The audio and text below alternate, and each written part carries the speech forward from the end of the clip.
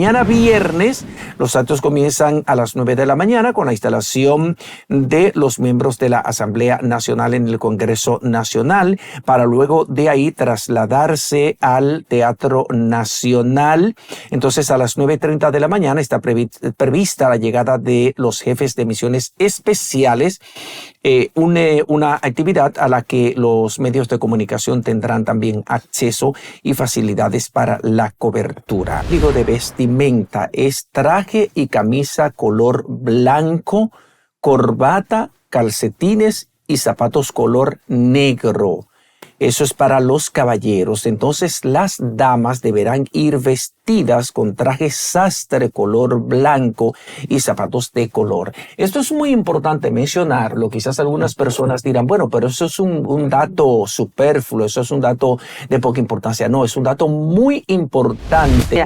Mira la vice. Sí. Esa es una mujer muy elegante. Demasiado hay que reconocerlo, elegante. hay que reconocerlo. Nosotros tenemos en la República Dominicana a dos distinguidas damas que coinciden en el nombre Raquel, la primera dama Raquel Arbaje y la señora vicepresidenta Raquel Peña. Agradecidos con ustedes que permanecen con nosotros. Aquí estamos de nuevo para continuar con informaciones, comentarios que son de la actualidad. Aquí tenemos a nuestro amigo José Tomás Paulino y nuestra Lorena Erasme. Listos. Bueno, señores, muchas expectativas para mañana, como Sí, decíamos sí. en el bloque anterior, José Tomás. Sobre todo, ¿quiénes serán esos nuevos rostros del gabinete presidencial 2024-2028? No, y sobre todo un ambiente de muchísima expectación, porque además de conocer a los nuevos integrantes del gabinete del presidente Luis Abinader para este periodo 2024-2028, también hay todo un ambiente de involucramiento de toda la sociedad dominicana con lo que será el largo programa de actividades que tendrá mañana lugar en ocasión de la juramentación del presidente Luis Abinader y de la vicepresidenta Raquel Peña. Ha sido definido todo un protocolo para revestir esta ceremonia de un alto sentido de sobriedad, de formalidad. Ha sido definido también un código de vestimenta y el Palacio Nacional ha distribuido la agenda completa de todos los actos que hay durante todo el día. Por ejemplo, inicia todo con... ayer jueves, por ejemplo, comenzó todo con una recepción que fue realizada desde las 8 de la noche hasta las 10, ofrecida en honor a los excelentísimos señores jefes de Estado y de Gobierno, a las primeras damas, a los príncipes herederos de las casas reinantes, vicepresidentes de Estado y jefes de misiones especiales y delegaciones oficiales conforme a un formato establecido. Entonces, para mañana viernes, los actos comienzan a las 9 de la mañana con la instalación de los miembros de la Asamblea Nacional en el Congreso Nacional, para luego de ahí trasladarse al Teatro Nacional. Entonces, a las 9:30 de la mañana está prevista la llegada de los jefes de misiones especiales, una actividad a la que los medios de comunicación tendrán también acceso y facilidades para la cobertura. Entonces, para las 9:50 de la mañana está prevista la llegada de los excelentísimos señores jefes de Estado y de Gobierno, primeras damas, príncipes herederos de las casas reinantes y los vicepresidentes de Estado. Ahí tenemos a las 10:30, está previsto el juramento de los excelentísimos señores Luis Abinader y Raquel Peña, presidente y vicepresidente de la República, ante la Asamblea Nacional, que como hemos establecido en todos estos días, será en el Teatro Nacional Eduardo Brito y no en el Salón de la Asamblea Nacional, ubicado en el Palacio del Congreso Nacional. Tú tienes ahí, Lorena, el programa, ¿verdad? Entonces, luego a las 12:45 de la tarde será la ofrenda floral en el altar de la patria en homenaje a los fundadores de la República Dominicana, que será depositada por el excelentísimo señor presidente de la República, acompañado de la excelentísima señora vicepresidenta Raquel Peña, miembros del gabinete y altos funcionarios de la nación. Habrá también facilidades para la cobertura de la prensa. Así es. Bueno, tenemos que a la 1:15 de la tarde, saludos de los excelentísimos señores jefes de Estado y de Gobierno, primeras damas, príncipes herederos de casas reinantes y vicepresidentes de Estados, a los excelentísimos señores Luis Abinader y Raquel Peña, presidente y vicepresidenta de la República. Esto es en el Salón de Embajadores, esto en el Palacio Nacional. A la 1:30 o de 1:30 de la tarde a 3 de la tarde, se va a realizar el almuerzo ofrecido por el excelentísimo señor Luis Abinader, presidente de la República, en honor a los excelentísimos señores jefes de Estado y de Gobierno, primeras damas, príncipes herederos de casas reinantes, vicepresidentes de Estado, jefes de misiones especiales y delegaciones oficiales conforme al formato establecido.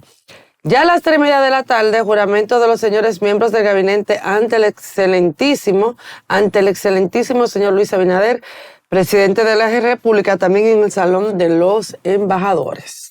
Tenemos que a las 4:30 de la tarde está también aquí que acudirán a la Basílica Catedral Nuestra Señora Santa María de la Encarnación o Anunciación Primada de América. Así que pueden ir allá los periodistas a cubrir el evento como siempre lo hacen. Y a las 8 de la noche, pues en el Palacio Nacional, señores, indumentaria, caballeros traje oscuro, las damas traje formal. Aquí ya se va a llevar lo que es la recepción ofrecida por el presidente de la República, Luis Abinader, a los invitados internacionales, especiales y altos funcionarios de la nación. También dice que las facilidades, los medios para las llegadas y no acceso al salón de la recepción. Y ya el sábado 17 de agosto del 2024, pues salida de las delegaciones oficiales. Este es, señores, la agenda, ¿verdad? Por los actos de la toma de posesión del presidente Luis Abinader desde el viernes, desde mañana viernes, desde las 8 de la mañana hasta la noche y ya también parte del itinerario del sábado. Mira, acotar un dato, por ejemplo, que para la ofrenda floral ante el altar de la patria, el código de vestimenta es traje y camisa color blanco, corbata, calcetines y zapatos color negro.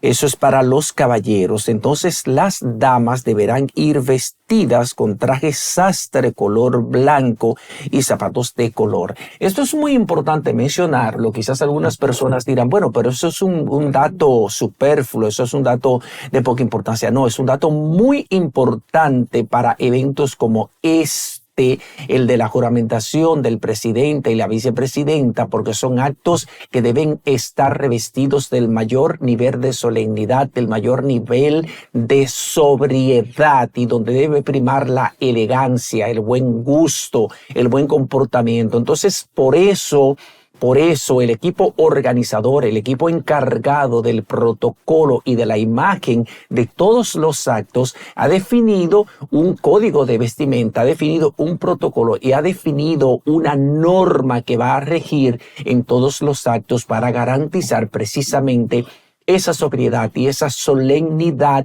que generalmente tienen los actos de juramentación a escala global. No es solamente la República Dominicana. Entonces hay todo un equipo multidisciplinario, un equipo especializado en diferentes aspectos, en protocolo, en estilismo, en vestimenta. Ay, mira la vice. Sí. Esa es una mujer muy elegante. Demasiado hay que reconocerlo, elegante. hay que reconocerlo. Nosotros tenemos en la República Dominicana a dos distinguidas damas que coinciden en el nombre Raquel. La primera dama, Raquel Arbaje, y la señora vicepresidenta Raquel Peña, que tienen además como dato, como elemento en común, el exquisito gusto. Son dos mujeres elegantes, dos mujeres que siempre están muy bien vestidas acorde para cada ocasión. Entonces eso hay que destacarlo. Y si hay ese estilo en ellas y también en el presidente de la República, Luis Abinader, que es un hombre que sabe vestir muy bien para cada ocasión, entonces eso debe primar, ese concepto debe primar en todo lo relacionado con los actos del día de mañana y todos los que van a participar. Por eso el equipo encargado de esta parte define un código de vestimenta para que todo el mundo esté claro cómo debe ir ataviado, cuál debe ser la indumentaria para cada una de las actividades. Ahí está la agenda, bien cargada para el día de mañana, muchas expectativas y muchos quieren escuchar cuáles serán las nuevas autoridades que acompañarán al presidente, a quienes se quedan, quienes se van o a quienes trasladan de su lugar y las promesas del gobierno frente a una situación actual donde muchas de las promesas no se cumplieron, entre ellas una muy grave que es el tema de la ausencia, el déficit de más de 7,000 aulas escolares en el momento que ya se va a abrir el nuevo año escolar. La gente quisiera saber, la gente más pobre, qué va a pasar. Miles y miles de familias que aún no han podido comprar los útiles escolares, que es un gran tema que tiene con dolor de cabeza a los padres y madres dominicanas. Veamos mañana cuál será el resumen que el presidente va a presentar de su gobierno y las expectativas para mejorar la calidad de vida y ese crecimiento económico que se dice que tiene la República Dominicana, que aventaja a muchas naciones de la región, ver en qué se puede trasladar para que las familias dominicanas vivan con menos angustia. Pero nada, la que no está angustiada y que ya está preparada ahí en el set para darnos las noticias más relevantes del día es nuestra compañera Aurelina Rosario. Buenos días, Aurelina, cuéntanos. Buenos días, amigos de Matutinos Su Mundo. Aquí les traigo algunas de las noticias más destacadas hasta esta hora del jueves. Iniciamos en el sector Las Flores de Cristo Rey, en el Distrito Nacional, donde residen familiares de Génesis Lugo, quien perdió la vida el pasado lunes al lanzarse de un cuarto piso del edificio donde vivía junto a su pequeña hija en el sector Marañón 1, en el municipio Santo Domingo Norte. Muestran desconsolación por la decisión que tomó la joven mujer. Mirna Mateo da seguimiento a este triste hecho y nos presenta el siguiente reporte. En el sector Las Flores de Cristo Rey, los vecinos no salen del asombro ante la muerte trágica de Génesis Daniela, de 25 años, y su pequeña hija. Las interrogantes que rodean la muerte de Génesis Daniela Lugo y de su hija de 5 años mantiene lleno de hermetismo al sector Las Flores de Cristo Rey, donde residen los familiares, y es que aunque se ha difundido que la joven de 25 años se habría lanzado con la menor debido a una situación de depresión relacionada con problemas familiares que involucra una supuesta violación a la menor por una hermana, las autoridades entienden que se debe esperar a que concluyan las investigaciones. Es una tragedia que no ha dejado en el barrio completamente ciego y no sabemos el por qué esa niña cometió ese error. Una niña que la vimos nacer, doña Tona la crió desde el vientre de su mamá, junto a su hijo, que es el padre de la muchachita, Edward Lugo. Y ella misma dice que cometió un error. Quienes conocen a la familia dijeron estar impactados por la tragedia, ya que son personas dedicadas y trabajadoras. Perder un ser humano, y más que sea de nuestro propio barrio, nacido y criado aquí, no hace falta. ¿Era gente de bien? Son de bien, no que eran, son de bien. ¿La familia cómo te la catalogaba? Bueno, viví con el papá, que era vecino, y son una persona excelente. Nunca vi conflicto de nada. Duramos unos buenos tiempos, tenemos unos buenos tiempos conociéndonos, y nunca se ha visto con conflicto de nada, nunca en la vida. Que tome en cuenta el jefe de la policía y que a la justicia que haga justicia. Y si hay que no hay justicia, que no haga justicia. Porque es un abuso lo que está pasando. Es una niña inocente. Una niña que la vimos nacer aquí en este sector, que uno sabe que esa niña no llega a hacer ese daño. Según se pudo confirmar, Radamés Melo Matos, padre de la niña, había denunciado el pasado mes de julio a Omaira Antonia Lugo Cruz, tía de la menor y hermana de su pareja, por supuesto abuso sexual contra la menor, razón por la cual la misma cumple una medida de coerción de 3 meses en la cárcel Najayo Mujeres. Los restos de Génesis Daniela y su pequeña hija serían velados hoy en la funeraria municipal de Cristo Rey, en el Distrito Nacional. Sin embargo, pudimos constatar que los familiares decidieron realizar el velatorio en otro lugar. Esmirna Mateo, Noticias Su Mundo. Cambiamos de noticia. La Asociación Dominicana de Profesores asegura que el sistema educativo continúa operando en crisis por la falta de personal, infraestructura en mal estado e incumplimiento con el magisterio. Esmirna Mateo nos cuenta más. En la presentación de este segundo informe con un panorama negativo, el presidente de la ADP, Eduardo Hidalgo, sustentó su propuesta tomando como base las investigaciones que realiza la ADP a través del Observatorio Educativo Profesor Rafael Santos, cuyos hallazgos han demostrado los aspectos relevantes del sistema educativo dominicano que se han descuidado y que afectan las condiciones conducentes al aprendizaje. Reiteramos al Ministerio de Educación nuestra recomendación que se realice un plan de construcciones escolares tangible y transparente para resolver el déficit de más de 7,000 aulas que faltan en el sistema educativo actualmente y que se involucre como veedores a la clase docente y en el seguimiento al cumplimiento de esta meta. Asimismo, cuestionó el informe de gestión que presentó el ministro de Educación, Ángel Hernández. Este déficit continúa siendo un problema para la operación efectiva de las escuelas públicas, a pesar de que el MINER cuenta con un banco de docentes elegibles suficiente y recientemente 8,079,698 postulantes han aprobado el concurso de oposición 2024. Proponen una alianza nacional por una mejor educación pública basada en investigaciones educativas locales y en una agenda consensuada de las transformaciones sistemáticas prioritarias para optimizar la educación pública a corto, a mediano y largo plazo. Pese a las deficiencias presentadas, dicen que a partir del 26 de agosto el magisterio estará en las aulas. Esmirna Mateo, Noticias Su Mundo. En otro tema, abogados constitucionalistas externaron sus puntos de vista sobre la reforma constitucional que tiene 4 ejes a modificar, según propone el presidente de la República, Luis Abinader. Los juristas Manuel Fermín Cabral, Olivo Rodríguez, Alejandro Moscoso y Nacel Perdomo valoraron la propuesta de buscar un consenso sobre la modificación de la Carta Magna.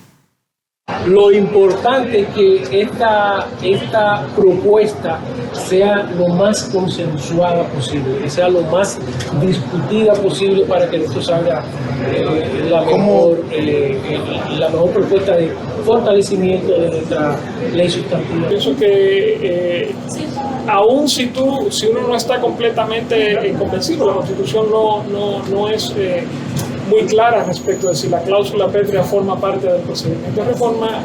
Yo creo que sí forma parte porque afecta su alcance y además, en caso de duda, mejor irse por lo seguro. Insisto, creo que no es malo que un presidente de la República pueda asignar al Procurador General de la República. Eso ocurre en muchos países. En el derecho comparado se ve mucho esto. Ahora bien, lo que puede es regularse quién puede ser procurador y eso puede hacerse perfectamente en la ley orgánica de la República.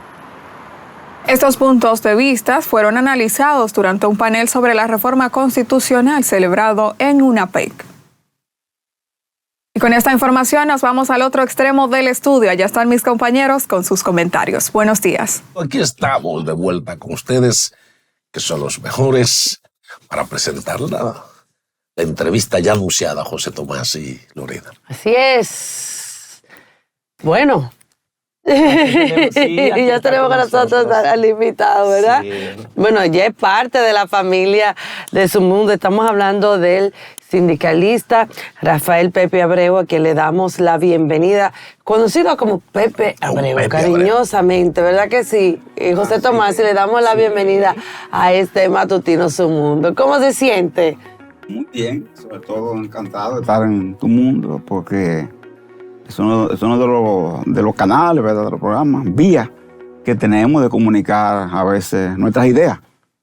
Así es. Hay mucho que hablar. Bueno, Pepe Abreu es el presidente de la Confederación de la Unidad Sindical de la República Dominicana, conocida como CENUS. Es un hombre de una dilatada trayectoria, de una gran historia de defensa de los derechos y de las reivindicaciones de los trabajadores en la República Dominicana. Pepe Abreu, el tema obligado en esta conversación es los intentos y esta etapa tortuosa que ha transitado el proceso de negociación, de debates y de consultas para la reforma del Código Laboral en la República Dominicana, y a veces uno tiene la impresión de que está estancada porque hay puntos en los cuales no es posible llegar a un acuerdo entre la representación del movimiento sindical, que son ustedes, los empresarios, y también la participación del gobierno. Y es el relativo, por ejemplo, al destino que tendrá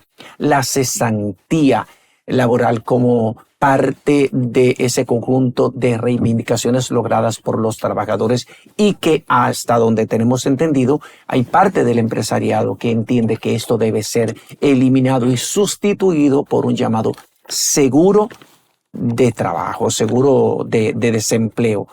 ¿Cómo está la discusión? ¿Han avanzado en este tema o en los temas generales del proyecto de modificación al Código Laboral?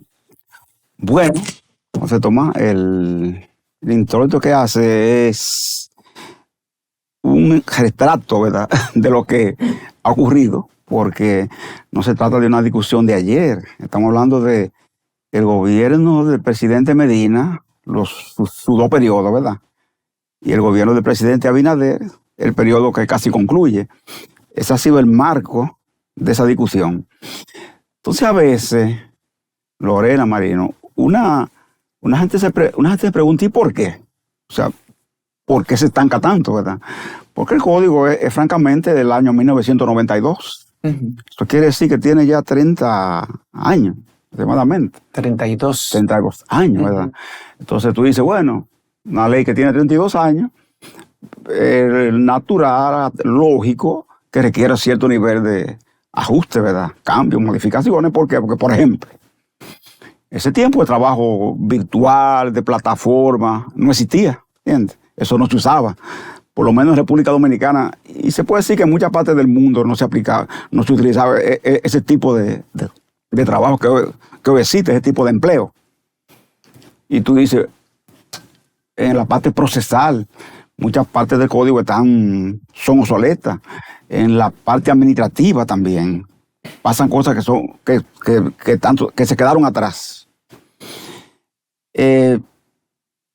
Sin embargo, yo a veces me pongo a pensar, por ejemplo, en una discusión muy socorrida que ha habido en el país sobre el Código Procesal Penal.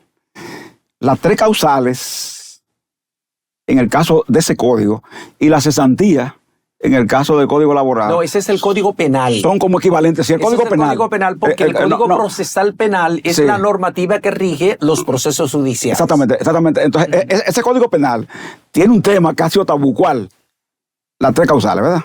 Entonces, así pasa con el Código Laboral, que ocurre igual, que tiene un tema que, como la cesantía, es el punto de ruptura, que es un derecho adquirido del empleado. ¿Por qué? Por un tema, ¿verdad? Porque, por ejemplo, los empresarios, nosotros le hemos dicho en reiteradas ocasiones, miren, señores, vamos a hacer la reforma posible al código. Ustedes se han quejado mucho del tema procesal. Vamos a resolverlo. Vamos a instaurar la conciliación. Vamos a resolver el tema administrativo. Vamos a ajustar ese tema.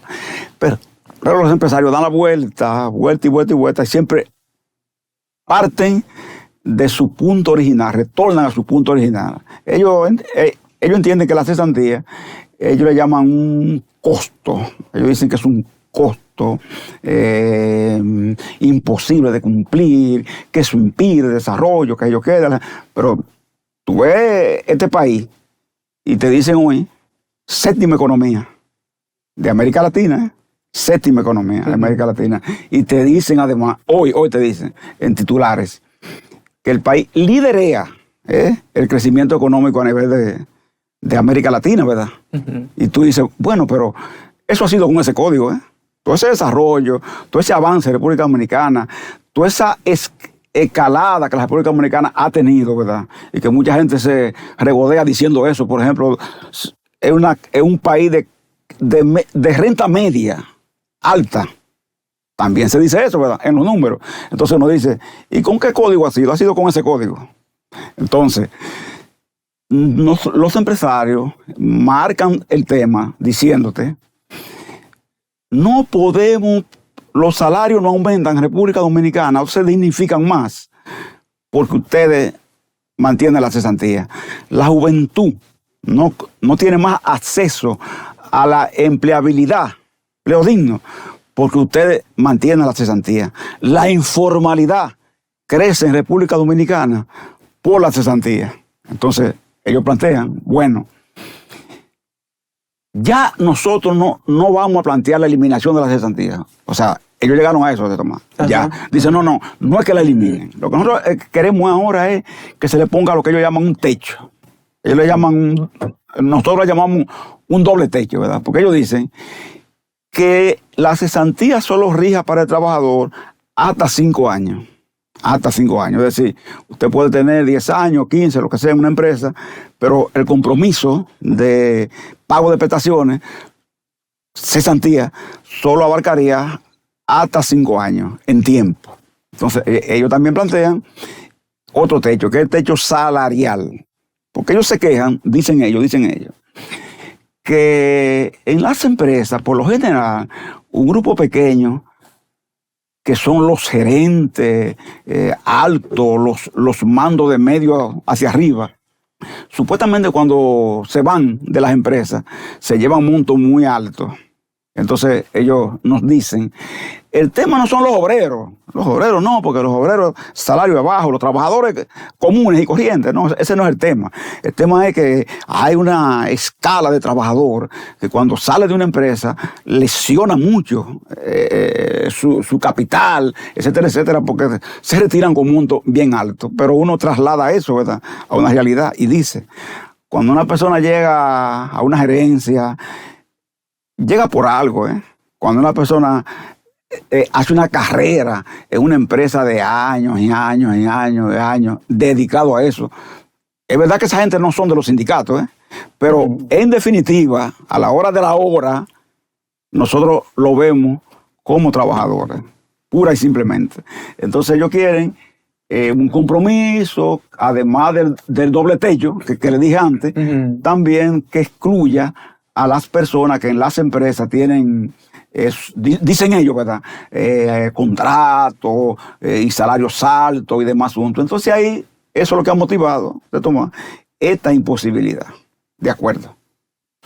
Don Pepe, por otra parte, tenemos que, yo espero que en esta ya próxima legislatura se pueda conocer, y es el tema de la modificación, ¿verdad? El proyecto el proyecto de ley de seguridad social. Un proyecto de ley que viene de una manera u otra a dar beneficio, ¿verdad?, a los trabajadores, a la población dominicana en sentido general.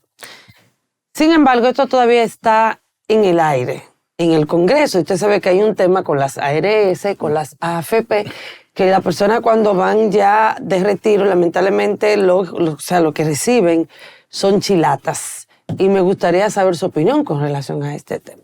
Interesante, Lorena, porque ocurre que esa ley, en su contenido es esencial, no ha cumplido, por supuesto, su rol. Y no lo puede cumplir porque es una ley enmarcada dentro de un contexto diríamos así, demasiado comercial para el tipo de ley que es. No es como tú tener una fábrica de metalúrgica, no. Tú estás hablando de administrar los riesgos, la salud y el retiro. Tú estás hablando de cosas humanas. Entonces, cuando a ti te dicen, por ejemplo, en materia de salud, no hemos podido, Lorena, Marino, José Tomás, instaurar en República Dominicana un sistema de atención primaria con capacidad resolutiva. No hemos podido hacer eso, porque los intereses en este país, de todo tipo, los médicos, los de las ARS, lo que sé yo, todo el mundo junto, los empresarios de la salud, todo el que está ahí, en definitiva, boicotea por intereses distintos el que en la República Dominicana rija un sistema de atención primaria como es común, ¿verdad?, en todos los países donde hay este tipo de ley.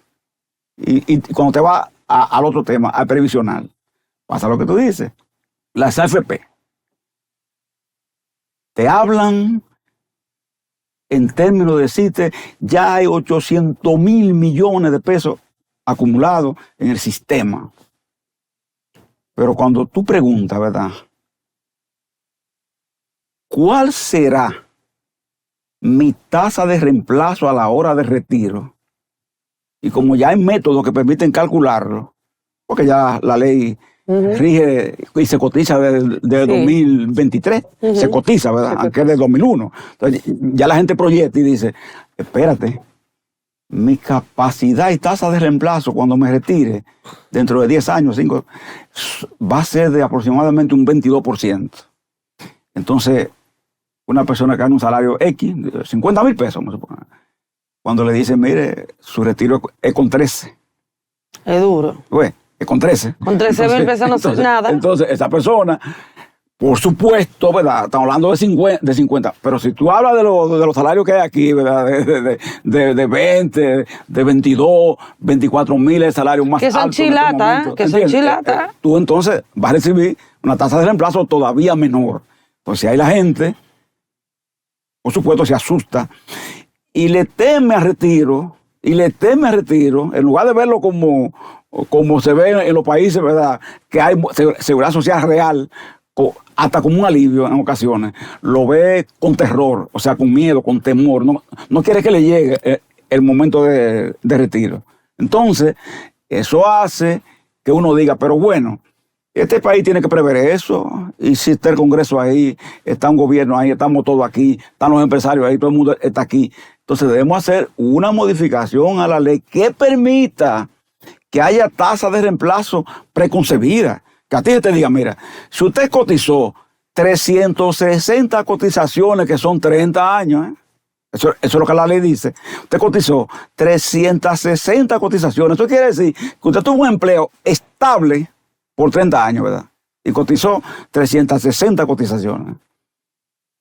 Hermano, la tasa de reemplazo que usted debe tener no debe ser de 22%, ¿verdad? La tasa de reemplazo debe ser una tasa de reemplazo cercana al salario que usted devengaba en su vida activa. Claro. Nosotros decimos por lo menos un 80%, pero si usted laboró 25 años, bueno, por lo menos tú me pones un 75%, pero si usted laboró 20 años, tú me pones un 60%. Si usted no alcanzó cotizaciones por determinadas razones, bueno, pues usted me pone una pensión solidaria. Pero algo hace con esa persona porque, por otro asunto también, que se conecta con esto.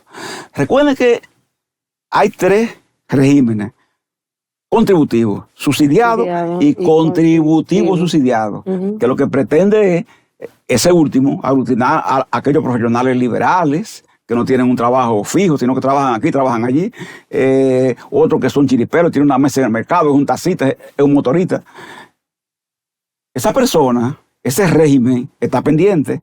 Ese régimen no se ha ejecutado, porque como es difícil, todo el mundo le saca el cuerpo, termina sacándole el cuerpo. Pero hay países que han logrado que ese tipo de régimen pueda caminar. ¿Por qué?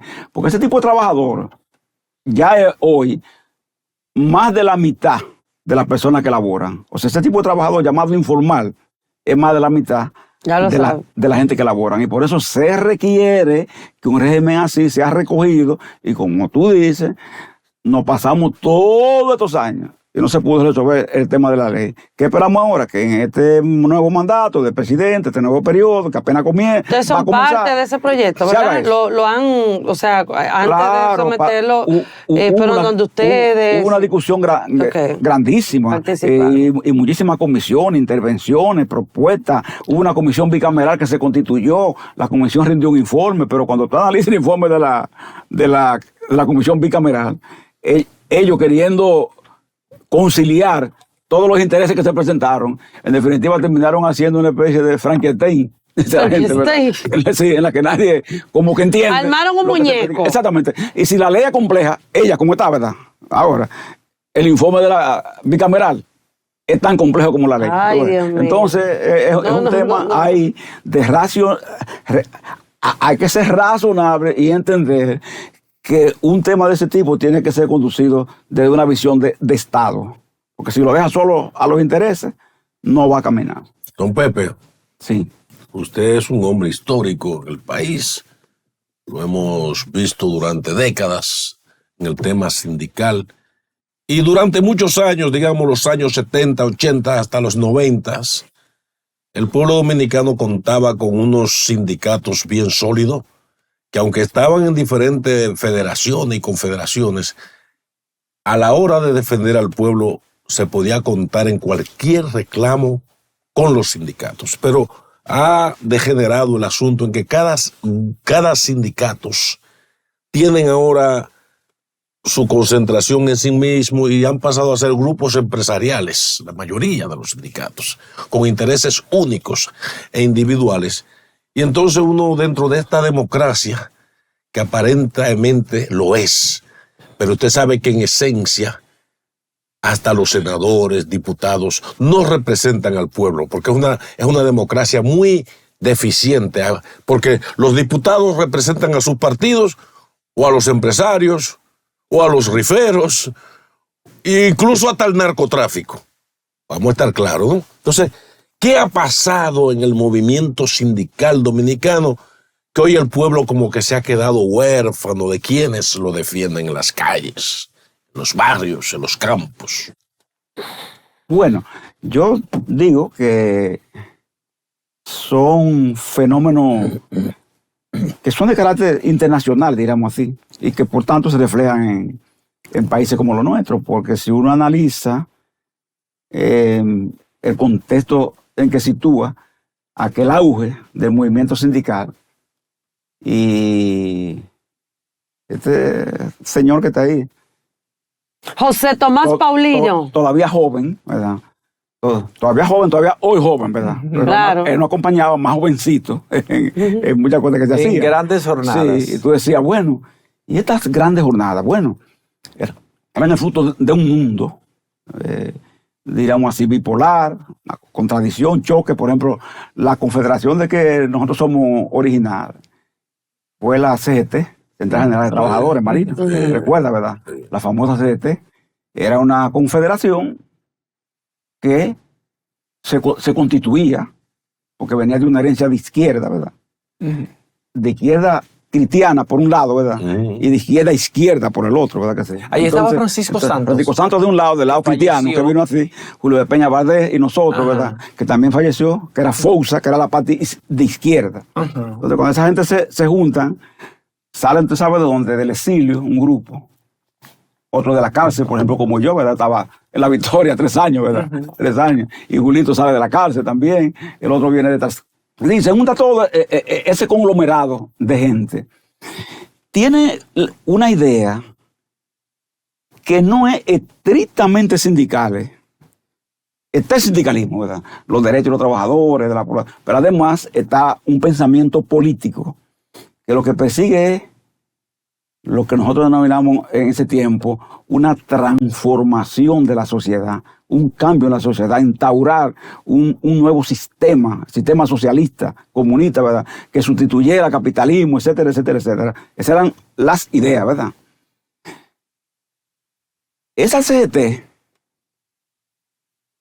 hacía tanta cosa y era tan perseguida, que se convirtió en una organización de resistencia contra un régimen intolerante, ¿verdad?, como el de Balaguer. Entonces, en ese tiempo, por supuesto, el sonido de cualquier cosa que nosotros hacíamos tenía una repercusión tan grande, ¿verdad?, que prácticamente los sectores poblacionales seguían lo que nosotros decíamos, ejecutábamos y demás asuntos. Luego eso cambia, porque el modelo que se instaura a partir de ahí es un modelo en el que viene el tema subsistencia, el tema vida, el tema de que se desarman aquellos instrumentos internacionales que tenían esas visiones, pero no solo se desarman en lo internacional, también en lo nacional. Los partidos de la propia izquierda asumen otras modalidades de lucha, ¿verdad? La derecha asume otras modalidades. La situación de un régimen como el de Balaguer fue superada, ¿entiendes?, por alguna razón. Entonces yo digo, Marino, que en la vida se pierde y se gana, ¿verdad? Porque, por ejemplo, nosotros con todo y eso que se habla, tenemos en la República Dominicana uno de los mejores códigos laborales, ¿verdad? Es más, de los códigos laborales que se lograron en ese tiempo de lucha que tú señalas, uno de los pocos que queda en pie es dominicano, ¿verdad? Es dominicano. Y fíjate la resistencia que ha habido, ¿verdad?, para evitar que se modifique. Tenemos otras leyes, porque ahí estamos discutiendo una ley de seguridad social, tiene defectos, ¿verdad?, pero está ahí. Entonces estamos planteando cambiarla, modificarla, transformarla. Eso antes no lo había, porque antes lo que teníamos nada más era el seguro social, ¿tú ves? Con las limitaciones que tenía. Solo abarcaba 7% de la población asalariada. No íbamos allá. Hoy, con los defectos, te abarca mucho más allá. Entonces, por eso digo, Marino, que la vida es una confluencia de factores en la que en un momento tú puedes perder, en otra puedes ganar. Pero lo más importante, diríamos así, es la persistencia. Ahora, no se ven, por supuesto, los mismos fenómenos que antes se veían. Recuerda lo que había antes. Nosotros nos juntábamos, las centrales sindicales, el famoso colectivo de organizaciones populares, los CLP, o sea, comités de lucha populares, nacían como la verdolaga, donde quiera. Hoy, todos esos pensamientos, ¿verdad?, se han alineado en otras visiones, ¿verdad?, que son distintas. Pero no quiere decir que estemos hoy peor que ayer. Yo estoy diciendo esto aquí, pero digo que con todo y todo entiendo que estamos mejor, Estamos mejor. Hemos avanzado más que en el momento en que estábamos, tú ves. A veces algunos amigos míos dicen que mantienen el pensamiento ideológico, ¿verdad?, aunque sea en su casa, tú ves. No es que van a hacer más nada, pero en su casa, ¿verdad? Hablan de eso y dicen que la sociedad lo que hay que hacer es desmontarla. Es decir, que si hemos subido, por ejemplo, 3 escalones, 3 peldaños, ¿verdad?, 1, 2, 3, hay que desmontar todo eso y volver a ras de tierra y comenzar de nuevo, ¿te entiendes? Yo estoy entre lo que digo. Yo prefiero mejor que si hemos avanzado 3 peldaños, ¿verdad?, seguir escalando a partir de ellos y no volver a ras de tierra, porque al volver a ras de tierra hay que prácticamente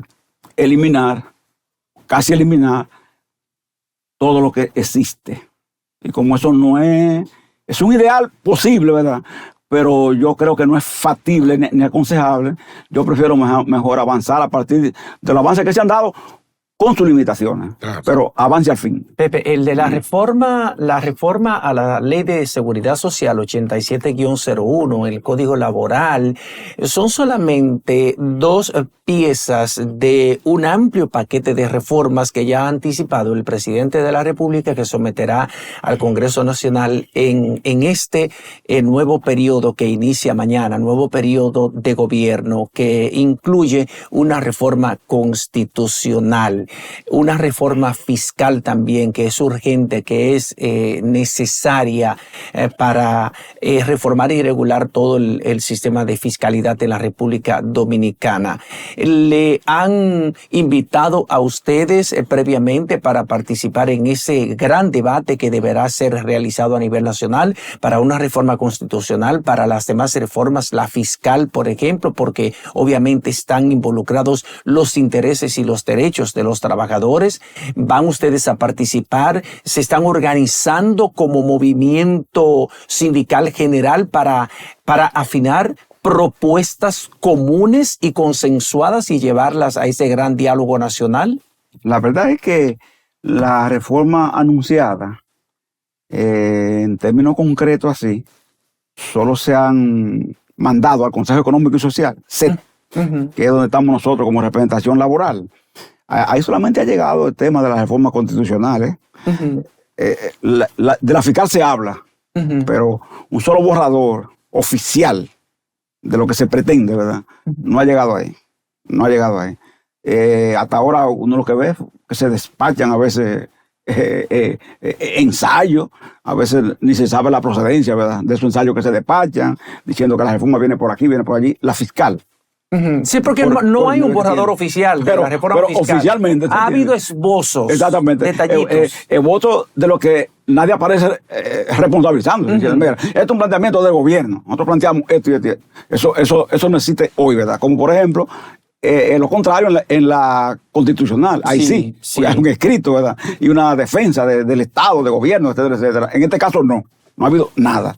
Entonces, uno dice, bueno, como lo que hay son esbozos, nosotros también tenemos derecho a pensar, ¿verdad?, sobre los esbozos que existen. Le decía en estos días, precisamente a alguien que preguntaba sobre eso, le decía, pero si aquí decimos, ¿verdad que sí? Si aquí decimos, ¿verdad?, que los impuestos al Estado, los tributos al Estado, entran básicamente por dos leyes. La que se refiere al ITEVI, que una ley que se aplica a todo el mundo, ¿verdad?, por igual prácticamente, sea rico, sea pobre, y la renta, el tema renta. Esas son las dos entradas fundamentales, ¿verdad?, del Estado nuestro.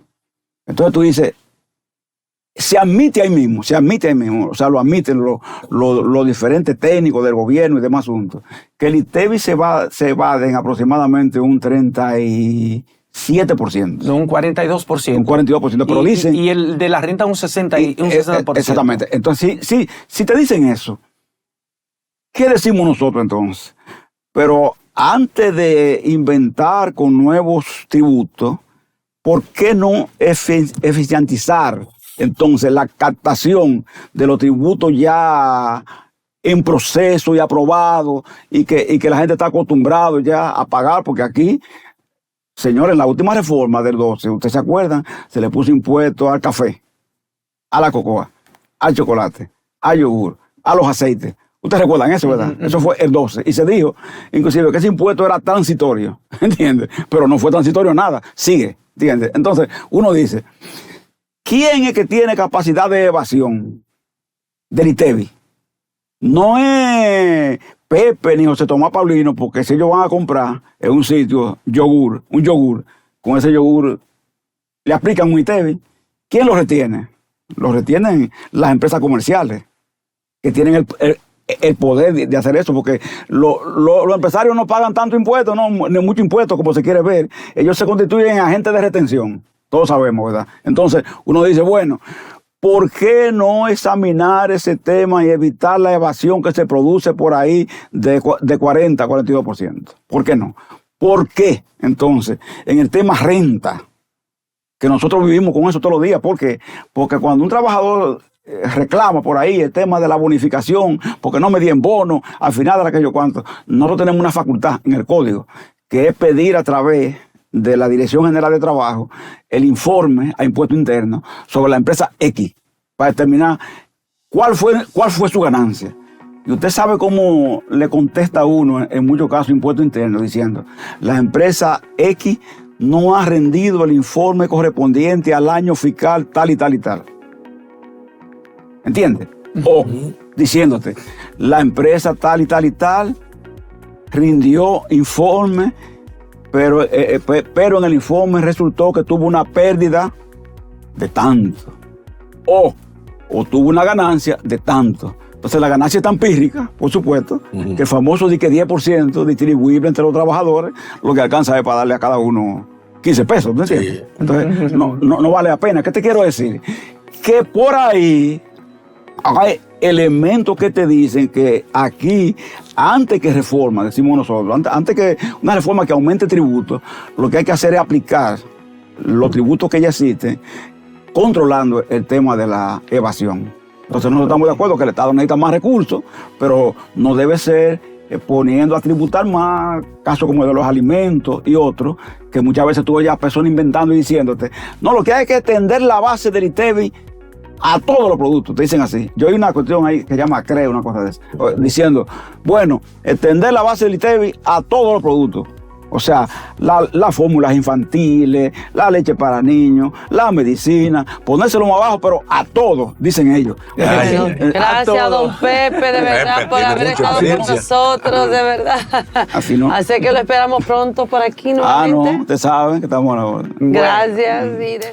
Seguimos con su matutino Su Mundo y ahora debemos tocar un tema muy interesante, el tema de la comunicación enviada por la Procuradora General de la República, la doctora Miriam Germán Brito, al consultor jurídico del Poder Ejecutivo. Ustedes la tienen ahí en pantalla. En esa comunicación, la Procuradora General de la República le dice al doctor Antoliano Peralta, lo saludo cordialmente y me dirijo a usted a los fines de hacer algunas precisiones, a los fines de que sea clarificado un asunto que ha ocupado la palestra pública. Esta Procuraduría General de la República no ha sido consultada en relación al proyecto de reforma a la Constitución en lo que se refiere a los requisitos y mecanismos de designación del Procurador General de la República ni al Consejo Superior del Ministerio Público.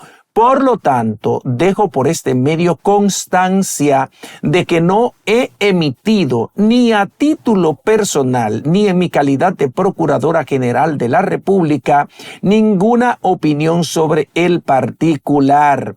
Agradeciendo su atención a la presente, se despide atentamente Miriam Germán Brito. Esta comunicación fue enviada al Palacio Nacional, a la Consultoría Jurídica, el despacho de Antoliano Peralta, el día 12, o sea, el lunes pasado último. ¿Por qué hacemos referencia a esta comunicación enviada por la Procuradora General de la República? Bueno, porque Antoliano Peralta, el consultor jurídico del Poder Ejecutivo, ha sido designado por el presidente Luis Abinader para coordinar todo el proceso de diálogo y de consultas para la reforma constitucional que el presidente Abinader ya ha anticipado que va a someter mañana, cuando se juramente para un nuevo periodo gubernativo 2024-2028.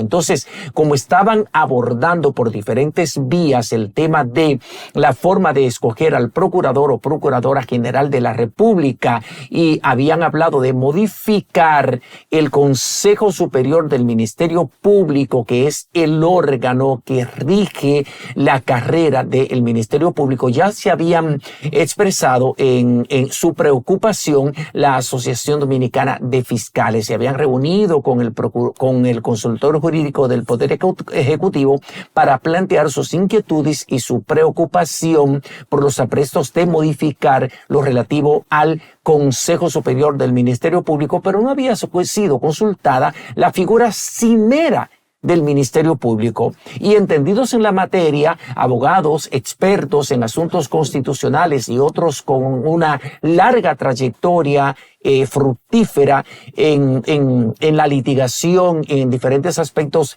vinculados a la judicatura y al Ministerio Público, se encontraron muy extraños que en ese proceso de consultas no haya incluido la figura cimera del Ministerio Público. Bien lo hizo la Procuradora General Miriam Germán Brito, que envió esa comunicación al consultor jurídico del Poder Ejecutivo y a través de él que quedara claro ante la opinión pública nacional que ella, ni como Procuradora General de la República, ni como una jueza de extraordinaria experiencia y como persona había sido consultada y que ella no había emitido opinión alguna en ninguna de sus calidades, ni como Procuradora General de la República, ni como jueza con la experiencia que tiene, ni como abogada. Entonces, de alguna manera, esto fue interpretado como una queja, como un reclamo de la Procuradora General de la República, a quien sabemos que ya el presidente de la República, Luis Abinader, le pidió públicamente, lo informó en la semanal, que le iba a pedir que se mantuviese en la posición un poco más allá de mañana, cuando ya ella había dicho, anticipado, que solamente estaría en la Procuraduría General de la República hasta mañana, cuando concluye este primer mandato del presidente de la República. Respondió inmediatamente el consultor jurídico del Poder Ejecutivo informando que el presidente de la República había decidido descartar la modificación que inicialmente pretendían hacer a la forma en cómo opera el Consejo Superior del Ministerio Público como el ente rector de la carrera del Ministerio Público. Entonces así quedó zanjada una diferencia, pero uno entiende que lo hizo muy bien, que actuó de manera correcta la Procuradora General Miriam Germán en plantear esta precisión. Yo quizás no la interpreto como una queja, pero sí una precisión importante en este momento. Bueno, señores, por otra parte, miren, este caso de la joven Génesis Daniela Lugo, de 25 años, que lamentablemente se lanzó hace 3 días de un cuarto piso de un edificio, ¿no?, ubicado en Villamella, en Santo Domingo Norte, es muy lamentable, sobre todo porque ella se lanzó con su pequeña de tan solo 4 años y la niña se tenía la esperanza de que podría sobrevivir, pero la niña recibió traumas en el cráneo que lamentablemente no permitieron que la niña viviera. Ayer sepultaron sus restos de ambas, tanto de la madre como de la niña. Pero lo que ha destapado toda esta situación, todo este hecho, es que la niña supuestamente era violada, ¿no? Violada por su tía, que era la hermana de la madre. También, supuestamente, cuando ella dejaba a su niña en la casa de su madre para que la cuidaran, la tía también hacía que la niña viera pornografía. Cuando ellos se dan cuenta de la situación, van inmediatamente con la niña a un psicólogo, la madre pone una denuncia con relación a lo que estaba pasando, pero ya ustedes saben lo que esto provocó en la familia. La madre dijo que no era así, que sacara a su hija, que su hija estaba presa, entre otras cosas, que era la hermana de ella, la que supuestamente había violentado a la niña. Esto trajo división a nivel familiar, ya usted sabe todo esto, la niña ni hablaba, según dijo el padre, la niña no hablaba para nada.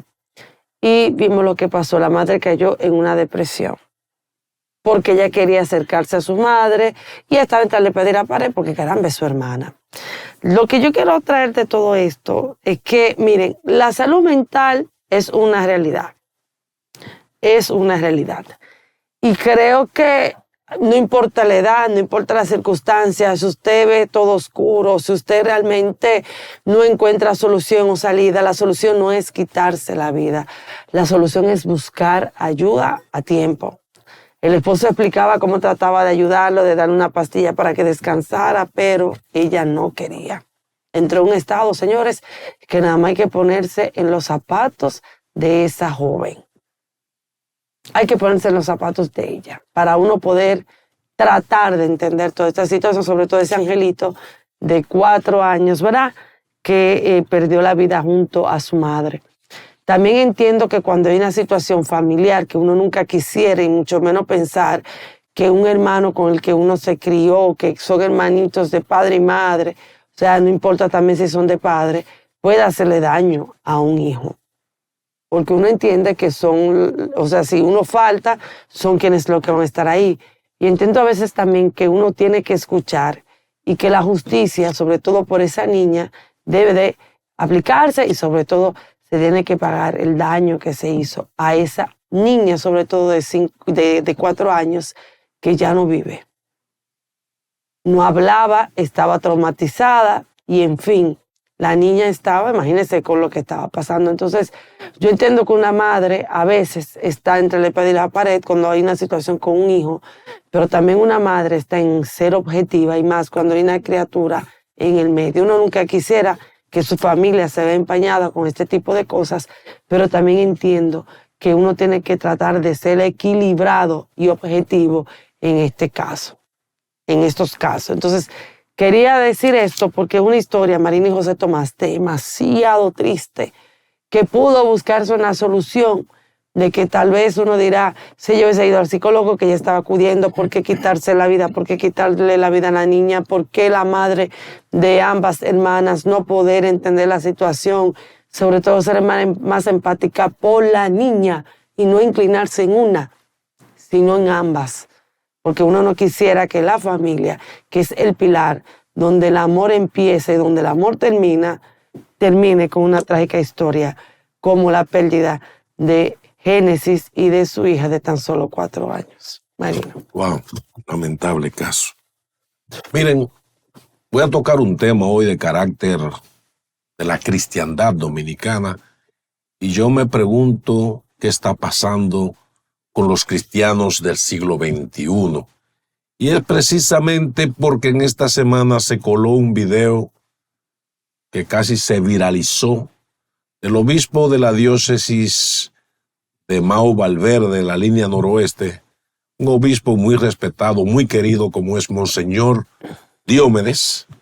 Y quiero que veamos esto donde él está reclamando a sus comunidades que si otro obispo u otro sacerdote de otra diócesis va a su diócesis, él no va. O sea, quiere conservar un territorio y fue a petición precisamente de que el obispo Monseñor Rogelio de la Cruz, quien fue llamado por comunitarios a la diócesis para tratar a acompañar a la gente, estuvo presente allí y esta es la reacción de Monseñor Diomedes que quisiera escucharla en audio, por favor. Murieron ahí. Debemos orar por la situación de esos campesinos.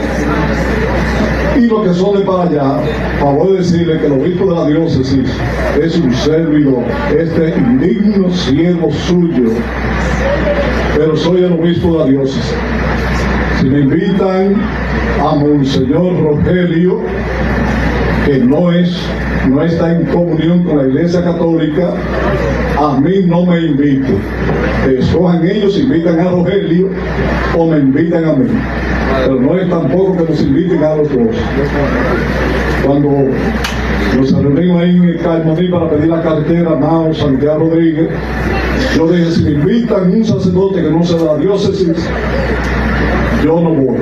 Gracias a Dios no invitaron a nadie. Los problemas de nuestra diócesis son de nosotros. Si la Iglesia Universal quiere orar por este problema, que ore. Pero cualquier presencia, cualquier compañía me toca a mí como pastor de esta iglesia. Así que si hay gente de para allá me dicen eso, que elijan. Penoso. Fíjense, me llama mucho la atención, que un obispo dentro de la Iglesia Católica, la Iglesia Católica original, es una iglesia que son 4 ramas, porque están los católicos romanos, están los ortodoxos, están los episcopales, están la iglesia laicab, la Iglesia Católica Apostólica, que desde 1947 de Brasil ya tiene presencia en más de 130 países. Y todos están bajo la misma regla litúrgica, la misma línea sacramental, la misma misa. Y están diseminados, cumpliendo con una misión de ir por todo el mundo y predicar este evangelio. Nadie tiene exclusividad a nivel territorial para pedir que no entren a su territorio, porque una diócesis es un territorio para un obispo de la iglesia que sea. ¿Qué está pasando con el obispo del pueblo, Monseñor Rogelio Cruz? Que a él lo está pidiendo el país entero cada vez que hay un conflicto comunitario y necesitan que alguien les acompañe. El que siempre está dispuesto ha sido Rogelio, que ni siquiera quiere que le digan obispo, porque para aceptar ser obispo sometió primero unas encuestas a nivel nacional, que sea el pueblo que quiere elegirlo, y el día 2 de diciembre, cuando fue consagrado en La Vega, tuvo una asistencia de más de 6,000 personas en esa consagración. Entonces, a Rogelio todo el mundo lo conoce como el Padre Rogelio, el de la Fundación Padre Rogelio, que anda buscando y pidiendo para ayudar a la gente.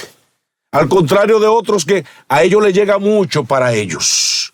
Entonces yo pienso que los cristianos, y más los que están bajo la misma orden, digamos, católica, yo pienso que deben hacer una reflexión y saber que el evangelio no es exclusivo de ningún grupo.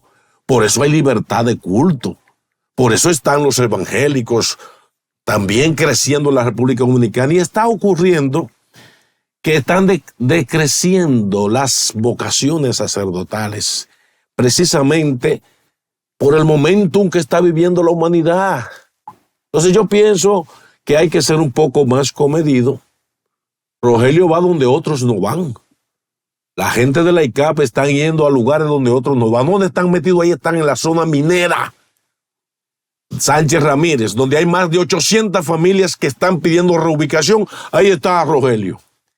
Diario son gente de todas las comunidades del país pidiendo que el padre Rogelio le vaya a acompañar en sus luchas, porque nunca dice que no, y es un hombre sencillo, no es un pulpurado, es un hombre que anda en sandalias, trabajando por las comunidades, expandiendo el evangelio, pero acompañando a las comunidades. Entonces yo entiendo que, a diferencia de otros grupos que mejor le cobran por bautizar, cobran por casar gente, cobran por todo, este hombre de Dios, este obispo del pueblo, no anda cobrando por nada, ni sus sacerdotes, porque todos trabajan y se mantienen a sí mismos, ni siquiera viven del estipendio religioso. Hoy, donde tenemos una cristiandad, donde hay una serie de pastores sinvergüenzas que con cultos que manipulan a la gente le viven pidiendo diezmo y diezmo para garantizarle un lugar en el cielo, una especie de manipulación que uno dice, ¿hasta qué punto? Señores, ya aparecieron unos evangélicos en un país ofreciendo bienes raíces en el cielo. O sea, que usted puede comprar un espacio en el cielo. Pero qué absurdo ese evangelio de la prosperidad. Que usted va a muchos cultos de iglesias y se la pasan justificando diezmo y donaciones para la iglesia, y pastores que andan con roles y vehículos de alta gama, y otros que ya se ven que viven en grandes mansiones. ¿Qué está pasando con los cristianos del siglo XXI? Yo pienso que es momento de que, por la fe que tenemos en nuestro Dios que es Padre, Hijo y Espíritu Santo, debiéramos entonces mejor unificar criterios para acompañar a las comunidades. Nadie es dueño de un terreno. Ahí están, ahí los envío, dice el Señor, los envío para que busquen gente, para que lleven el evangelio, la nueva nueva, el nuevo anuncio, el perdón, estar al lado de los que sufren, y no salir con situaciones de que si un obispo o un sacerdote viene a mi diócesis, yo no voy a esa actividad. ¿Por qué? ¿O no somos todos los bautizados según el rito de Melquisedec, sacerdotes, profetas y reyes? ¿Quién puede impedir la solidaridad y la ayuda a los más pobres. ¿Quién puede impedir y decir que un territorio es mío? Eso es simbólico. Las diócesis se dividen para facilitar el trabajo de crecimiento. Las parroquias son territorios eclesiásticos, pero que ahí entran los evangélicos, los adventistas, todos los que están ahí en ese mismo territorio. Y pueden haber competencia en otros sectores de las materialidades, pero no en aquellos que están manejando lo que se llama la economía de la salvación. Los que manejan la palabra de Dios, lo que debiéramos andar todos como hermanos compartiendo entre nosotros. Yo me pregunto, ¿qué está pasando con los cristianos del siglo XXI? Cuando en vez de poder hermanarnos, esto no es un pleito por ganar clientes. Los fieles no son clientes. Los fieles son hombres y mujeres a los cuales Dios ha llamado para cumplir el plan de la salvación. La solidaridad, que es la que promueve el resumen de los mandamientos de Dios. Amar a Dios sobre todas las cosas y al prójimo como a sí mismo. Sabemos que la Iglesia Católica Apostólica, que representa el obispo Rogelio, no anda en discusiones ni en pleito con nadie. Lo único que han dicho es, estaremos donde los demás no están.